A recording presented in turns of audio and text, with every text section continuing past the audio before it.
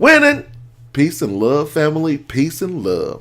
It's your boy Chris Enlightened coming back again with some more spiritual vittles. And today I'm going in on what do you need to evolve? Ooh, this is a good one, family. This is a good one.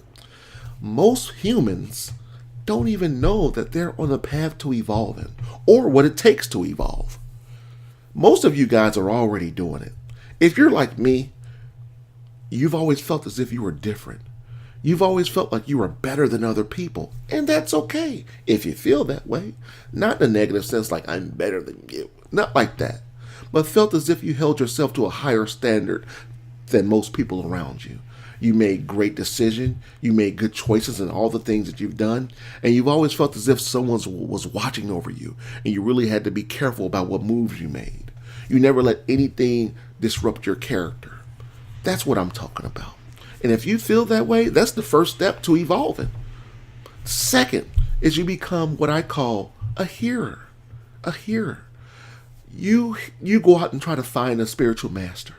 And a spiritual master is nothing more than someone that's dedicated their life to helping you evolve or other people evolve. They literally dedicate their life to travel, to go to ashrams, to go to temples, to learn from other masters.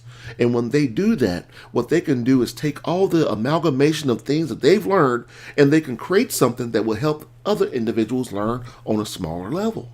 That's what a master does. And when you find someone like that, me personally, I prefer to find one master. One master. Because the master will come to you on whatever level you're at. In the beginning, you may have a master that'll help you at the beginning level, and an intermediate level, and in a masterful level. So don't think that, I got to stick with this master the rest of my life. No.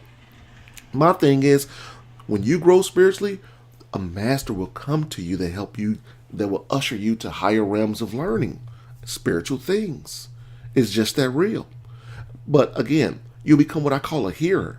You'll start listening and really trying to take everything you can from that master, whether it's YouTube videos, reading books, taking tools, doing their practices. You'll exhaust everything that you can do for free to find that master and learn from them. Then you'll become what I call a seeker. And what a seeker does, it goes to find the master. Whether they're doing seminars, they have consultations over the phone, you want to go meet with them in person, things like that. When you seek the master. And that's when you know if you found the master for you. When you seek the master, when you choose to travel and you spend some money to get there, you have to do something. Nothing's going to come to you free spiritually. You have to invest in your spirituality. The gods love that. The universe loves that. Your higher self loves that.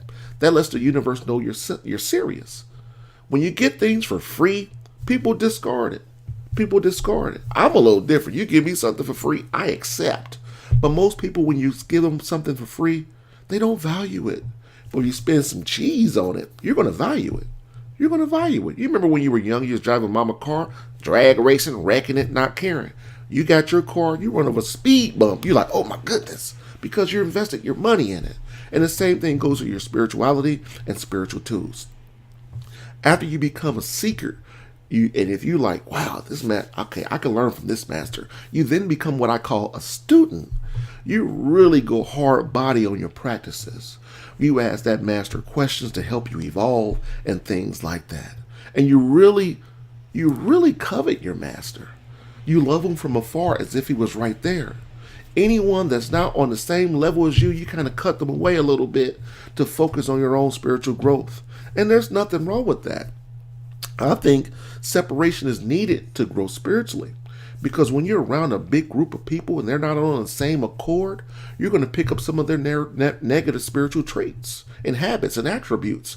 It's just that simple. It's just that simple, family. Like energy attracts like energy.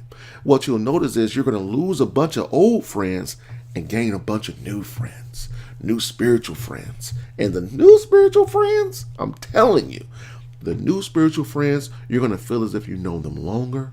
You're going to feel as if the connection is stronger, and you're going to just love them. You're going to love the heck out of them. Man, I've only known you for 3 months, and I love you. You're going to literally feel like that. And that's okay. You're not crazy. Your family's going to look at you like you're crazy until you start winning. Whenever you break away from the pack, your family's going to be like, why are you leaving this comfort? We love you. Keep suffering with us. You're going to have to break away from that pack to become the God and to usurp your divine energy. You literally have to unfetter your mind and your consciousness from your old self, period, in order to grow spiritually.